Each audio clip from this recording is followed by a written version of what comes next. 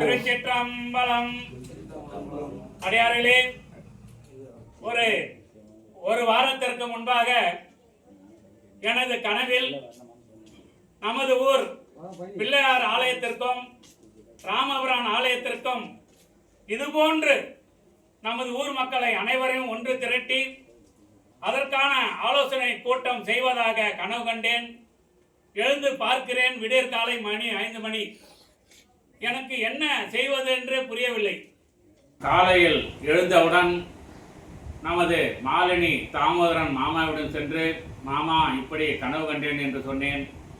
அவரும் அப்படியா, நீ கவலைப்பட வேண்டாம், உனக்கு தெரிந்த நமது ஊர் பெரியோர்களிடம் இதை பற்றி பேசு, நாம் அனைவரும் 2 ஆலயத்திற்கும் மிக சிறப்பாக கும்பாபிஷேகம் செய்யலாம் என்று சொன்னார். அப்பொழுதுதான் எனக்கு சற்று மன ஆறுதலாக இருந்தது.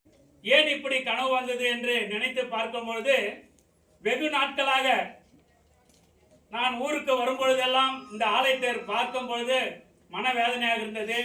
இதே மனவேதனையில் தான் நமது ஊர் மக்கள் அனைவரும் இருந்து உள்ளார்கள். அதனால் எனக்கு தெரிந்த துரை, பிச்சாண்டி மாமா, அப்புறம் இன்னும் யாரு, ரெண்டும் பச்சை சித்தப்பா, இது ஒரு மெயின் வந்து ஆனந்துக்கு தான் போன் பண்ண, தம்பிக்கு. அண்ணா நீங்க கவலைப்படாதீங்க, எனக்கு யாரும் தெரியலடா தம்பி அப்படின்னு சொன்னதுக்கு, நீங்க வாங்க நம்ம ஊர் மக்களை வச்சு நம்ம ஆலோசனை போடலாம்னு சொன்னதுக்கு என்னவோ ஒரு பெரிய இன்ப மகிழ்ச்சியாக நேற்று ஒரு நைட்டு 9:30 மணிக்கு போன் பண்ணி நாளைய தினம் மீட்டிங் சொன்னாங்க.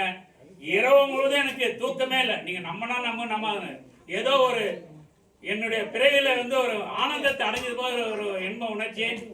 அதனால இந்த ஊர் மக்கள் அனைவரையும் அனைவரின் பாதத்தை தொட்டு வணங்கி கேட்டுக்கொள்கிறேன்.